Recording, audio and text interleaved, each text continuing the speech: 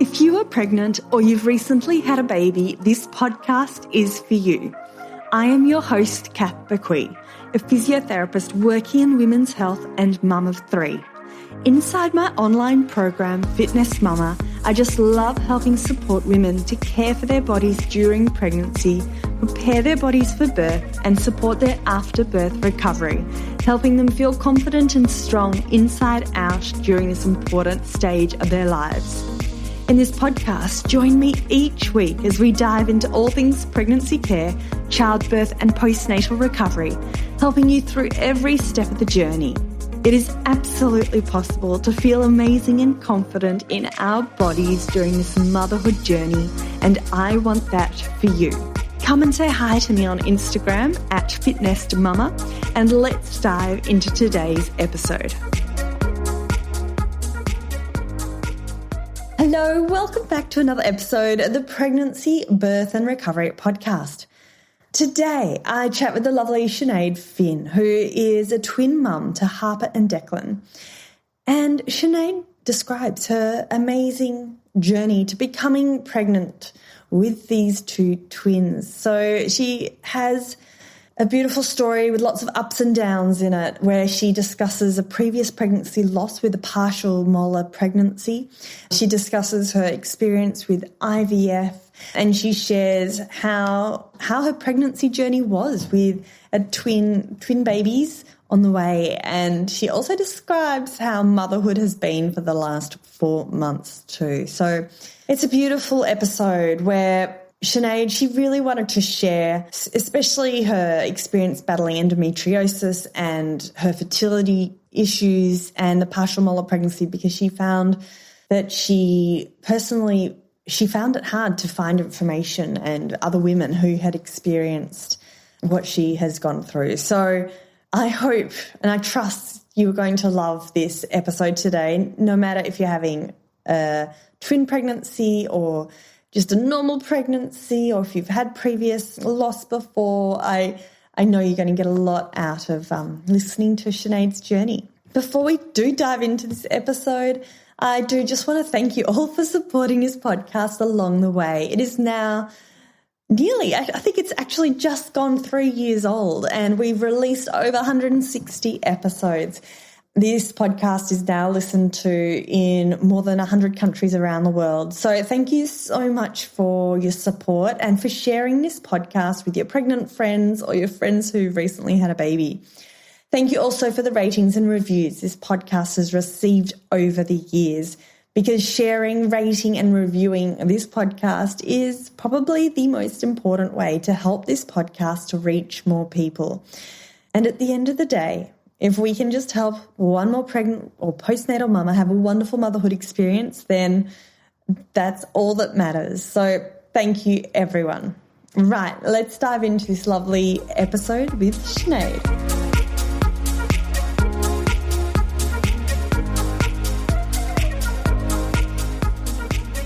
Sinead, thank you so much for joining me on the Pregnancy, Birth and Recovery podcast. I really appreciate you taking the time to chat, because you are a busy new mum.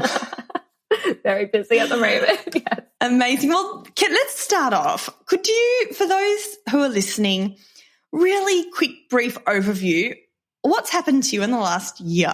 Wow. Where to start? Well, in the last year, I have been pregnant and I've delivered 2 beautiful twins, Harper and Declan, who are now 4 months and 2 weeks old today, actually, which is exciting.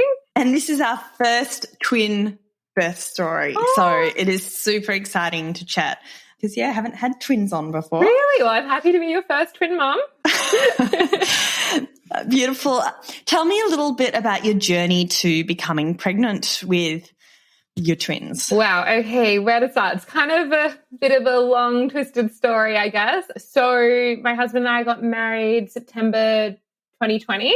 We had a COVID wedding, and we decided we were ready to start trying for a baby. So we started trying, and a couple of months went by and nothing was happening. And I do have a thyroid disorder. I've got Hashimoto's disease. So I was always warned there might be a few bumps in the road on my fertility journey. And so I kind of just thought, it's just that. A few more months go past, nothing's happening. I'm starting to get a little bit worried. So my husband and I chatted and we decided it might be best to book in with a fertility doctor, and that takes a while to get into as well. So by the time we had our first appointment, I think a year had passed, and we went to see the fertility doctor and just told him what was going on. And I didn't really have much to say. I was just like, it's not working. And then he asked me a few questions, and he very quickly kind of, I don't want to say diagnosed, yes, but he told me he thinks that I have endometriosis. And I was really taken back by that. And I was like, not sure he's got that one right, because I just wasn't showing any of the symptoms, I guess, apart from infertility. I had no menstrual pain, no issues like that. So I'd never thought I had it. There was only one time I went to see, so I actually had seen an acupuncturist, I think a month or so earlier than my fertility appointment. And she had pressed on my stomach and said, I think you have endometriosis. But again, I kind of laughed it off because I was just like, no, I haven't had any signs. But back to the doctor, he's like, yeah, I think you've got endometriosis, and I would love to book you in for laparoscopic surgery. And I was like, he's like, that's the only way we really can tell if you have got it. So I think a few weeks later, I was in for surgery. And when I got out of surgery and I had my next appointment, he was like, you basically are a host for endometriosis. You are smothered in it. The highest stage, he's like, if it got any closer to your bowels, you would know about it. And he's like, that's probably the reason, you're not feeling the pain yet. And I was so surprised. So from there, he kind of said that the first 3 months after you have that type of surgery, you're the most fertile. So if you've got any chance of falling pregnant naturally, it's in that first 3 months. So we went to give it a try. And on the first month, I couldn't even believe it. We fell pregnant. The first menstrual cycle after the surgery, fell pregnant straight away. And I was in absolute shock and the happiest I'd ever been, because it'd been a rough year. But unfortunately, how things go, when you see a fertility doctor, you do have a lot of early ultrasounds, and everything was looking good. And I graduated from the fertility doctor, because you have a little graduation. And then I went to my obstetrician. I went quite early. They do that in cases like mine, and had another ultrasound. Everything looked okay. Got to the 12-week ultrasound, and I was getting my NIP results back as well. And the NIP results were all good. And we went into the OB's room to have a scan. And unfortunately, there was no heartbeat. I was honestly in shock. I remember looking at I saw it in his face before he said it. So yeah, it took my brain a minute to catch up to his expression and the words coming out of his mouth. But I was so heartbroken. He told me I had what's called a miscarriage. So again, there was no signs that I was miscarriaging, no blood, no cramping, just the heartbeat was stopped. So unfortunately, that took a bit of time to process, but I was booked in to have a D&C, I think the very next day. I personally just needed to clear everything out and just start fresh. That's just the way I am. And so we did that. And within the next week, they did say, you could expect some spotting. And I was just having so much heavy bleeding. I was getting really, really worried. And I called my OB, and he's like, no, that doesn't sound right. A few days later, my results had came in from, they had tested the baby. And he rang me back up, and he's like, look, I've got good and bad news. I've got news, I can tell you why you're bleeding so much, but it actually comes with a bit of bad news. I'm like, okay, tell me. And he's like, you've had this rare condition called a partial molar pregnancy. And he's like, only 1 in 1,000 this only occurs 1 in 1,000 pregnancies. And unfortunately, you're one of those people.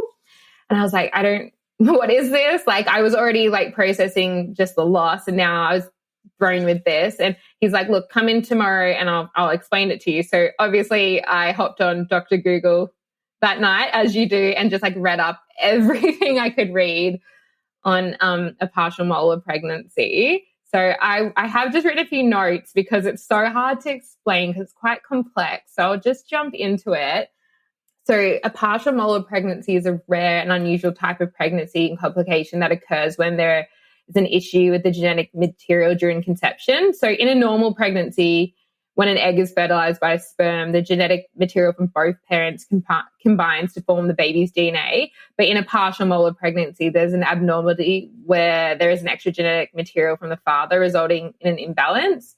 So what kind of happened is like this genetic imbalance disrupted the development of the embryo, which leads to like a number of issues. So in most cases, the embryo doesn't continue to develop and the fetal growth is compromised, and it usually results in a non-viable pregnancy. So that's what happened to us, unfortunately. And then the next part of that, which like just shocked me and sent me spiraling, is that with the partial molar pregnancy, the presence of like unusual tissue growth alongside the developing embryo is called a molar tissue.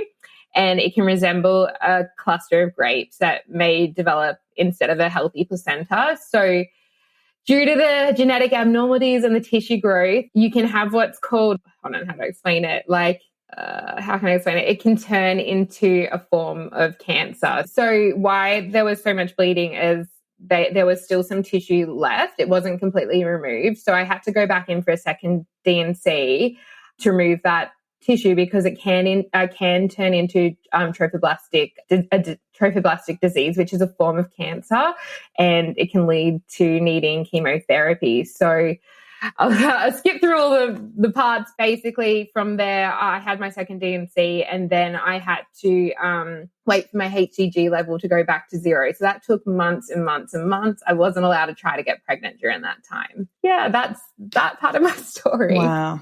Yes. What a crazy journey for you. It was so unexpected. I could never have imagined that. Like, who would have thought like you could get pregnant and possibly get cancer from getting pregnant? Well, that's right. You're trying to process the loss of a baby, and then you've got all this other stuff going on that you also need to process. It was an absolute double whammy. Yeah. Yeah. It was hard. So how long ago was that? That must have been in 2021. I think around, do you know, actually, I think it was actually today that I lost the baby about 2 years ago. Yeah. Today or tomorrow, I'd have to double check my notes. But yeah, so ironic that we're having this podcast. Yeah. Sorry, I'm all good now. Like, it was obviously very difficult, horrible, worst time of my life, to be honest. But it's only made me stronger. And, you know, I have been blessed with 2 little miracles now. And I kind of sometimes think, you know, the whole ordeal I went through has kind of landed me where I am today. And I've got my Declan and half are from it. So, yeah, but. This might seem like a silly question, but I'd love to know, and what was the hardest part about losing a baby, do you think?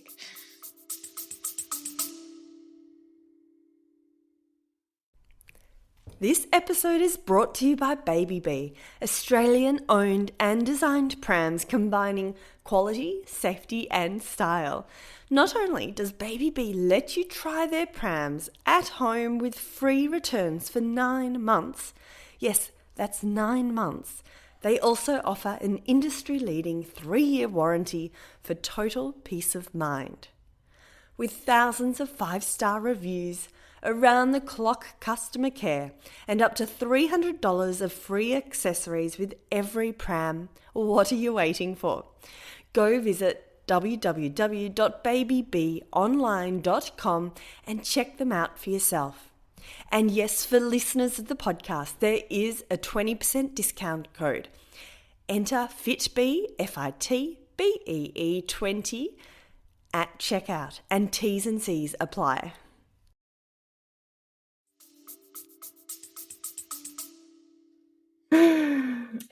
It comes in, I guess there's so many different parts to it. Like for me, and I'm sure many women out there that are struggling with fertility can relate, that it's such a long road to get there. So when you do lose the baby, you know, you're obviously dealing with, you're mourning the loss, but then you're also mourning all that time that you were trying, and then you know you've got a whole another journey ahead of you to try to get back to that point again.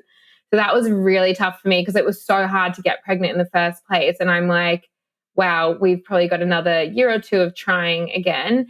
Obviously, just the absolute heartbreak of it all. Like, you know, 12 weeks, like some people might still say that's early, but that's basically the first trimester. I'd gone through all the motions of illness, like, feeling all those pregnancy symptoms, and it was feeling real. I kind of thought after I'd had a few ultrasounds, I was like, no, like this is happening. Everyone always tells you, if you're going to have a miscarriage, it's usually quite early on kind of thing. So I didn't walk into that appointment thinking that, where in my earlier appointments, I'm a bit of a worrier. So I was always preparing for the worst, but I remember walking into that one so confident, so that shook me. And, unfortunately, you're never the same again after that happens to you. It just changes you as a person. Like I said, for those first couple of months, I felt, I was at my lowest, but, I've come back up from it. But yeah, it does come to my mind. It comes into my mind at times. And, I'm like, I'm forever changed from this. Yeah. So talk me through those next few months and I guess how you came out of it. Yeah. So I was really keen to jump straight back in. I am 33. Well, at that time I was probably 31 years old, and I already knew I had a really low egg count, and I was really keen to jump back in. I was like, and we need to keep trying, especially if it's going to take us another year. I don't want to waste too much time. So we waited those months for my HCG level to go down to 0. We're like, okay, let's try natural still, because with endometriosis, if you don't have a menstrual cycle, it's hard for the endometriosis to keep growing back. And I'd had one menstrual cycle since the surgery. So I was like, I'm still really fresh. So we tried for, I think, 2 to 3 months. Nothing was happening. I just knew in my gut it's not going to happen. So we booked back into that fertility doctor.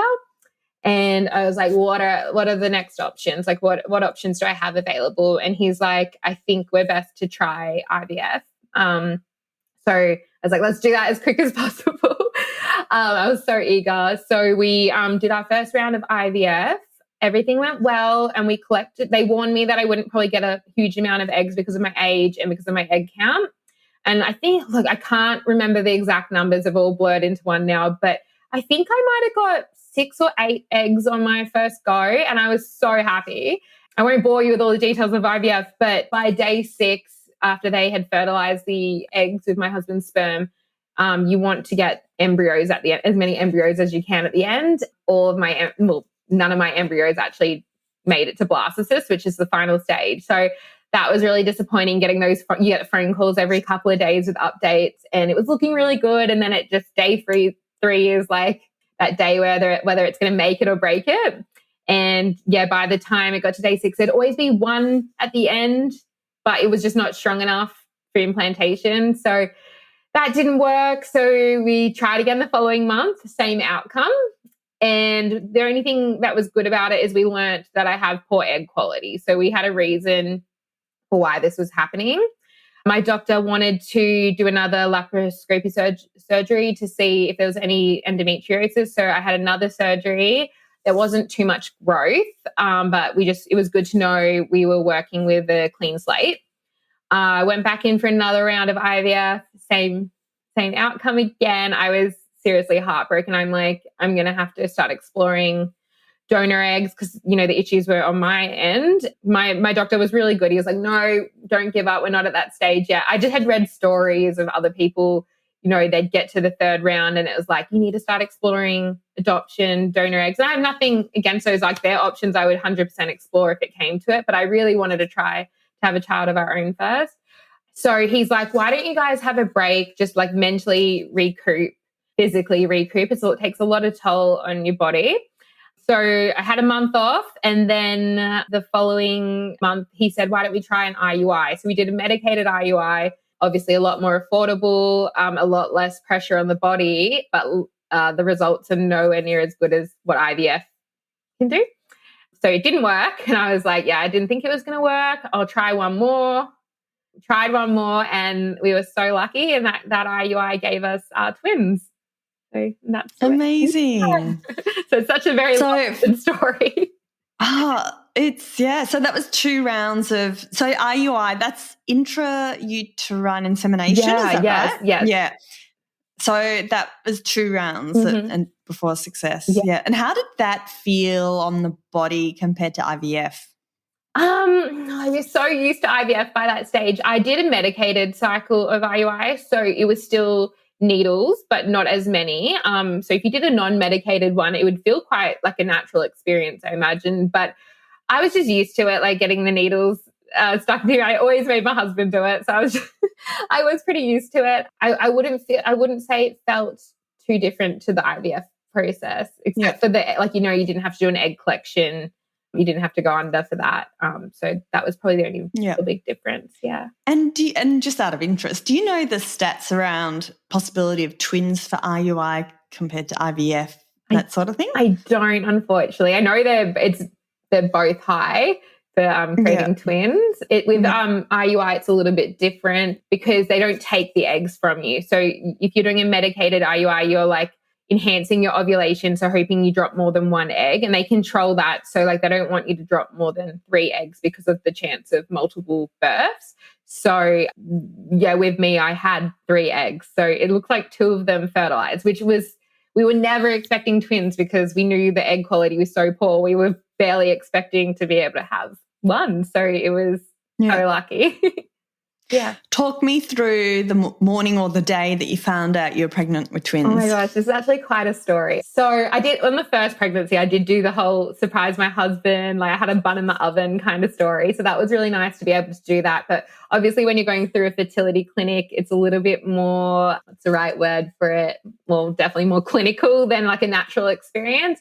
So with an IUI, they were like, they tell you when to take a pregnancy test. And I was meant to take the pregnancy test on it was the Gold Coast show day, so it was a Friday, and I'm at work and I get an email from the clinic on the Thursday, and they're like, hey, how did your results go? And I'm like, oh, hey, like my results aren't due till tomorrow. I haven't tested. And they're like, we're closed tomorrow, it's a public holiday, can you test now or today, or do you want to come in and get a blood test? And I started spiraling. Like I was so anxious. I'm at work. I'm like I can't concentrate. And I told my work bestie, and we're like, okay, let's go down to the 7-Eleven and try to find a pregnancy test. And we went there and there wasn't any. And we were like, oh no, we've been out of work for so long.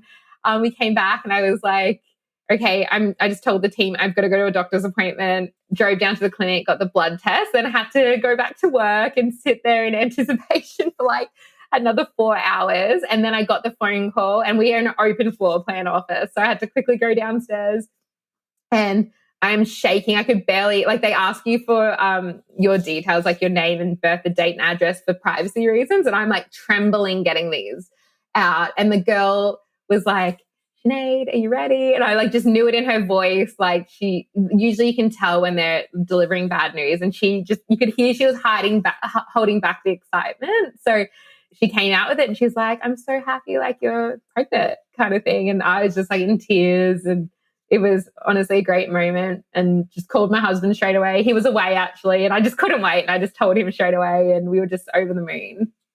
Yeah. Oh, that's beautiful. Yes. And then how long after that did you find out about the twins? So again, had to go to the fertility doctor for the early ultrasounds. I think we did an ultrasound at 7 or 8 weeks. All I was hoping for was a heartbeat, to be honest. And I was feeling a little bit sick, but I wasn't throwing up or anything. And I said to the doctor, I'm just feeling a little bit sick. And he was in the chair and he's like, I've got a reason for your sickness. And I was like, yeah, I'm pregnant. Like, yeah, I know. And then he like moved the ultrasound stick to the right. And he's like, we kind of knew what like to look for now after we had one pregnancy. And we were like, is that 2 sacs? And he's like, yeah, you're expecting twins. And we were like, we didn't talk for the rest of that appointment. We went back into his room and he's like, do you have any questions? And we were like, no. And then we had driven separate cars, like we'd both been at work and come in our lunch break. And we went and sat in my car, and we were just both like looking at each other laughing, but like in shock, trying to like process everything. We just never expected that in our wildest dreams, like especially after all the challenges we've been facing. Yeah.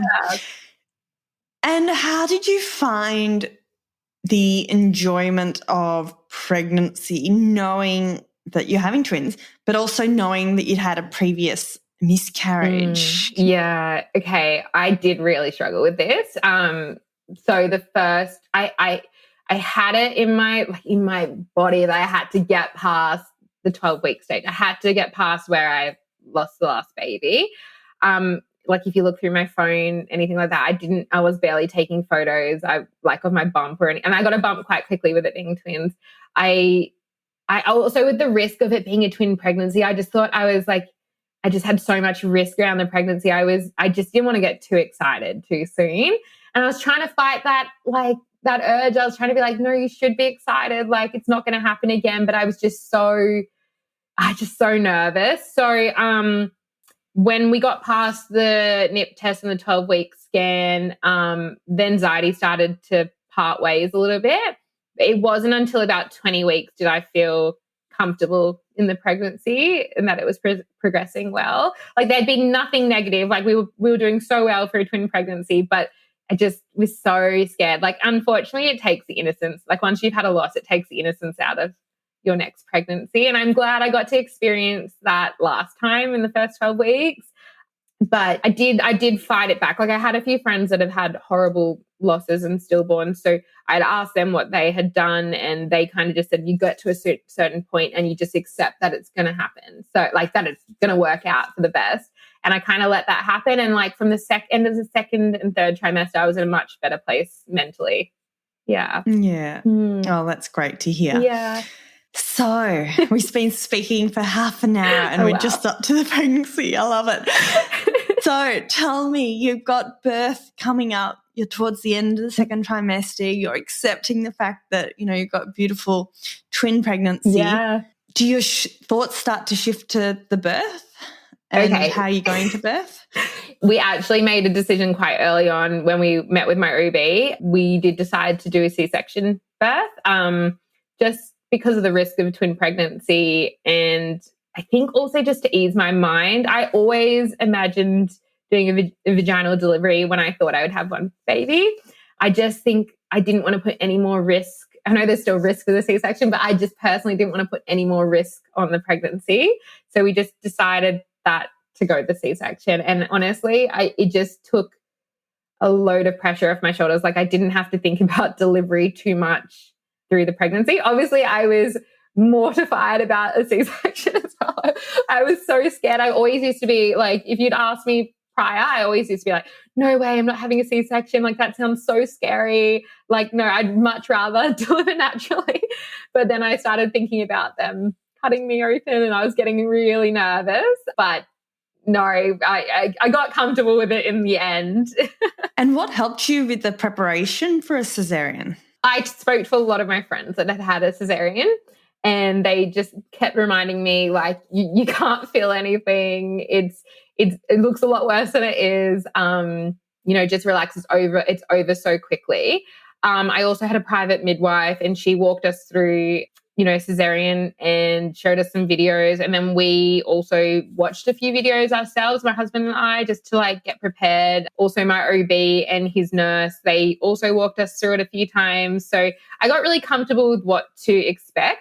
And like the thing is, I'm not afraid of surgery because I've had so many surgeries, but it was more the fact that I was going to be awake. I hadn't had like a surgery being awake. So that was where my fear was stemming from. But I can tell you it was nothing. I shouldn't have got myself worried. Oh, it's good to hear that you shouldn't have got yourself worried and that all ended up well. Yes. Talk to us. Sorry, Jono. It's Friday. It's Friday. Talk us through the morning of the birth. Yes. Okay. How were you feeling? What were the excitement levels like?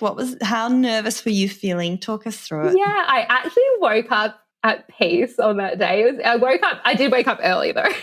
My appointment I was set for surgery at 8:30 a.m. or 8 a.m. Sorry, 8 a.m. And I woke up at something like 4 a.m., which I guess is to be expected. We had to be at the hospital at 6 a.m. anyway. Woke up, we were really calm. We were very it was very surreal. It was very like, we're having a baby today. Like, I guess there's no labor. So there's nothing like, it's just a normal day when you wake up in a way. One of my friends told me that had a cesarean. She's like, make sure you take a photo of your belly. It's the last photo you're going to have of your belly. So we took a photo of the belly that morning. And I'm so glad I did, because I look back at that so much.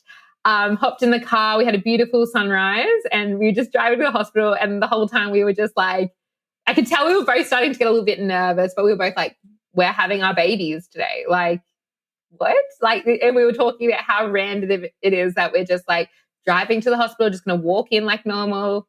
And in like an hour, we're going to have 2 babies. Like, we're going to meet our babies. So that was weird, but like good weird. And then when we got to the hospital, the nerves kicked in, like absolutely for both of us. And we're in the waiting room, and us, the C-section was delayed half an hour, and I was just like getting really anxious. But at the same time, it did just feel like me going in for like a lap surgery or an egg collection. So I kind of felt at ease to sort of know what the next couple of steps were. Got to anesthetic bay, just waiting to go in. And then once we got in, everyone was in such good spirits. Like, we had such a good team, like had the music going. They all just like helped me, remain calm. And from there, it just went so quickly. They put me up on the table, did the spinal tap. It just happened so quickly. I'd been warned how much that was going to hurt. And it was a sting, don't get me wrong, but it wasn't as bad as I thought. And I think adrenaline's already well and truly kicked in. They put me on the table. I did have a little freak out thinking the spinal tap hadn't like quite kicked in yet, because it just obviously takes a while to to do its magic. And I was like, guys, I can still feel something. I can still feel my feet. But after a few minutes, it definitely kicked in, and didn't even know when they started. Like, it just happened so quickly. And before I knew it, they were pulling Harper out, and I could hear her crying. And that was just such a sense of relief, because I think for me, with my anxiety with pregnancy, like I kind of was always like, there's so many hurdles I need to get through. And the last hurdle for me was hearing a crying baby coming out. And once that happened, I just like totally relaxed. And yeah, then Declan came out 2 minutes later, and yeah. And then the longest part was them, I guess, stitching me back up. But you don't even know that's happening, because you're so excited. You've got your 2 beautiful babies on you, and it's such a magical experience. Yeah. Oh, it's so lovely to hear. And did you know you were having a little girl and boy? I did, but we didn't. You don't with twins. I found this quite interesting. You don't actually, you can't actually find out the sex straight away. Like with the NIP test, you can find out at like 10 weeks what the sex is of a baby. Don't quote me on this. I can't remember how it works, but they can tell you if you're having 2 boys, but they can't tell you.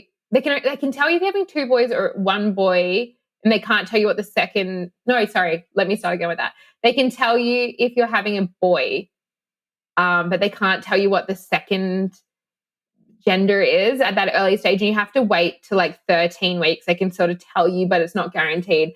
And that you have to wait all the way to 20 to know for sure. So we did find out. We couldn't wait, to be honest. And I was sure we were having 2 boys, but it was such a nice surprise to find out we were having a girl as well. Yeah. Beautiful. So an hour later, you've got a beautiful little boy, beautiful little girl. Yeah. How are you feeling? It was the best day of my life. We're in recovery, and I've just got them there with me. It was just such a sense of relief and like overwhelming joy that we finally got to where we wanted to be after nearly, I think, 3 years. So I was just so happy to finally have my little miracles in my arms. And we were so happy because we'd been warned that there could be potentially nursery time, because they did come at 37 weeks. And, with twins, there's always a risk if they're not over a certain weight, they have to go. And they were perfect. They never left our side the whole time we were in hospital. So that was such a relief also. Yeah. And I forgot to ask, how was your partner throughout this whole journey?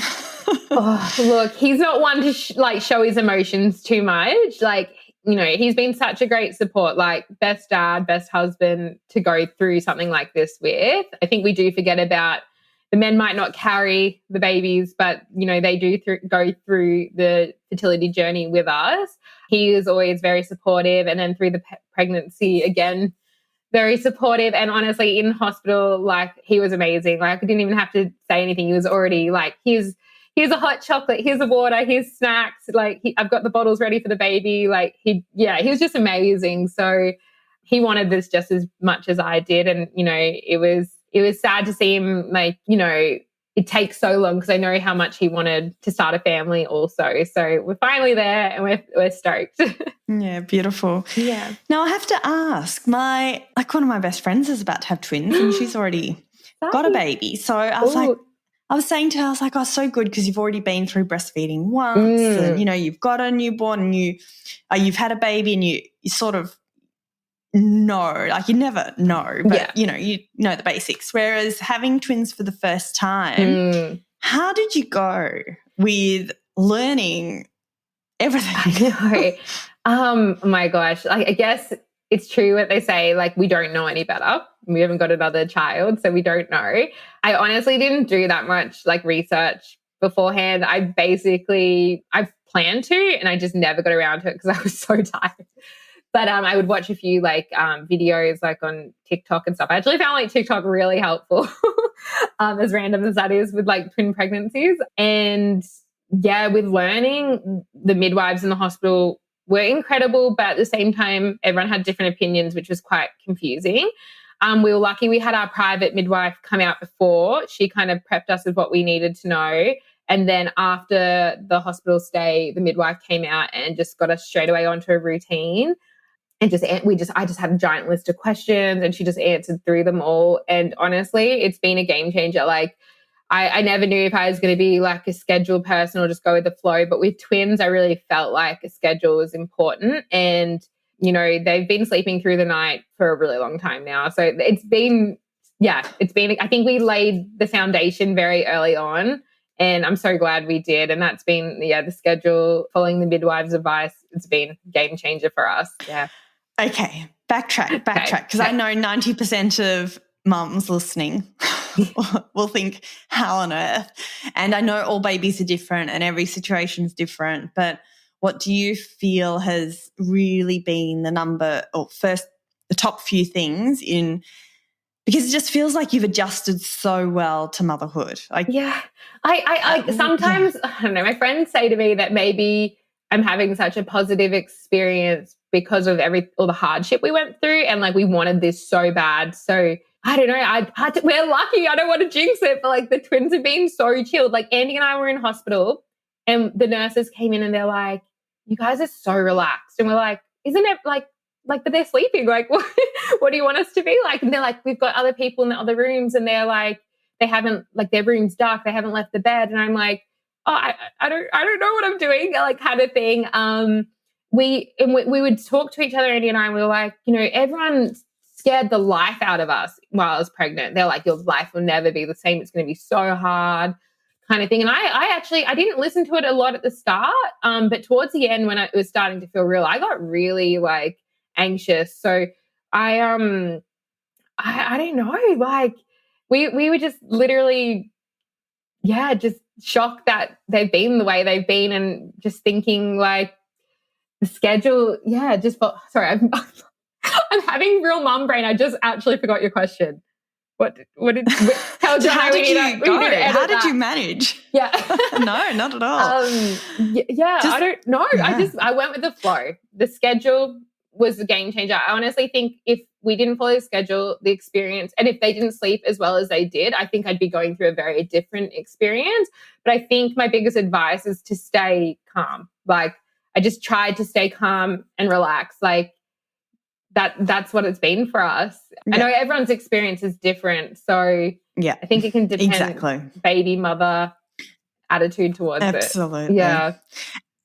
So talk us through breastfeeding. Yeah. Like, are you breastfeeding? Like, twins, how have you gone with it? Yeah, what an experience. That was where I was most uneducated. I had no idea. I was like, I'm just going to like see what happens in the hospital. I'll get the midwives to help me. I want to give it a shot, but I know it's going to be difficult with twins. So whatever happens, happens. I just kind of went in with that mindset. I had my big tandem twin feeding pillow in the hospital. I would do the football hold and breastfeed both of them. So the midwives kind of helped me get that sorted. But at the start, because with the C-section, it can take a little while for your milk to come in. I was doing colostrum feeds for a little while. I'd collected colostrum in the lead up and then was feeding them the colostrum in the early days. And then we started pumping a little bit. I ended up doing triple feeding. I'm not sure if you know what that is, but it was quite a process. And I did this for several months. So basically I would pump, and then when it was time to feed, I would breastfeed, bottle feed with the pumped express breast milk. And then I would pump again and then just do that cycle every 3 hours. So it was such a process. We were just concerned that the twins weren't getting enough milk when I was breastfeeding. So we pumped so we could do a bottle top up afterwards and then pump again. And how long before feeding them did you pump? So I would basically do a feed and then do the bottle and then pump for the next feed, if that makes sense. So at the end of one feed, I would have pumped, and that pump would go to the next feed. Yeah. But sometimes I'd get so much that it would go across multiple feeds.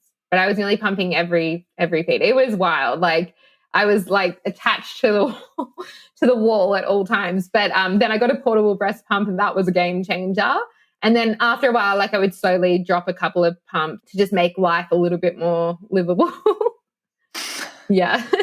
Yeah, amazing. Yeah, and then with breastfeeding, look, everything's a blur now. It's so true what they say about, baby brain. But I breastfed for probably the first 2 months, and then I decided that I was going to bottle feed with the express breast milk. And I would do a couple of breastfeeding sessions, like if they needed comfort or if I just felt like it, but I was relying more on the express breast milk. And then we slowly introduced formula top-ups because these babies, they drink so much. Like Declan's already the size of a toddler, I swear. I just couldn't keep up with the demand. So we started doing formula top-ups. And then at the 4-month stage, I changed to formula only, which was only 2 weeks ago. Yeah.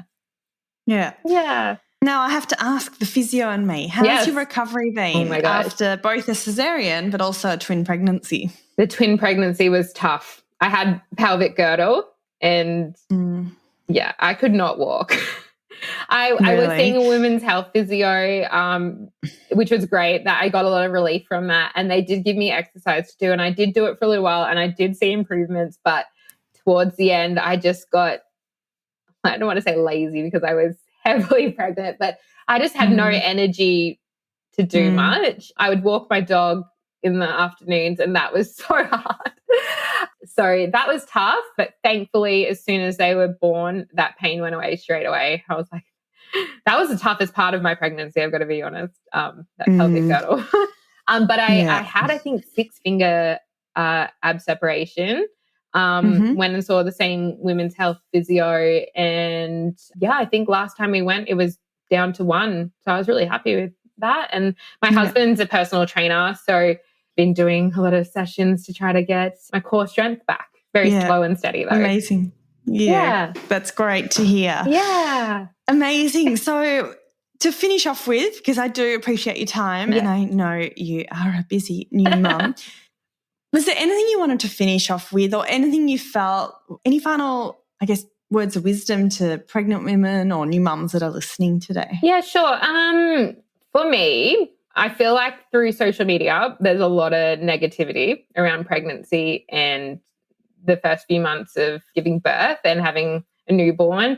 And I don't think everyone's experience is the same. And for me, when I was scrolling on social media, all the stories were pretty heavy and negative and depressing. And, we all do go through our own journeys and I don't want to dismiss anyone's experience, but I do think there is a need for more people to share their positive experiences with birth and around newborns, because I've had such a good experience. It's been the best thing that's happened to me. Yes, I have tough days like everyone else, but I love it. I just think it's great. And I don't think there's many people out there with that voice. And I have started a TikTok channel. I didn't start it till I was 20 weeks pregnant because I wasn't, again, with the anxiety, I wasn't feeling confident enough to share my journey yet. But since then, I've really tried to create a positive platform where people can, especially twin moms or expecting twin moms, can come and hear the positive side, but I also share like my challenges as well, because there always are going to be challenges, and I just want to be transparent. So I think just for those people listening, like, it's not all doom and gloom. Yeah, that's so lovely to hear. Yeah. And I think you're absolutely right. I think there's a role for hearing all types of stories, but I think if you're pregnant, to surround yourself with the more positive birth stories can absolutely be helpful. Yeah, definitely. And for those women who are recovering and have had challenges, then maybe hearing other women's stories might be really comforting and helpful. I don't know. It's a key thing, isn't it?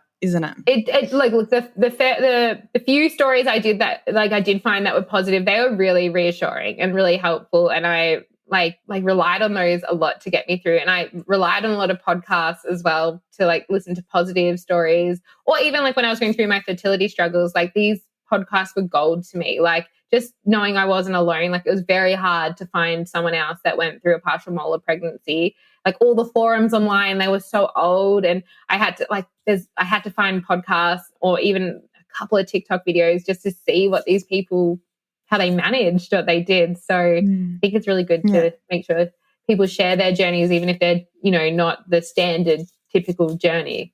Yeah. Yeah. Yeah. Well, thank you so much for joining me, Sinead. I really appreciate, thank you for sharing your incredible journey to becoming pregnant with twins and your beautiful baby. So I appreciate it. Thank you so much for having me. Thank you. Thank you. We'll chat soon.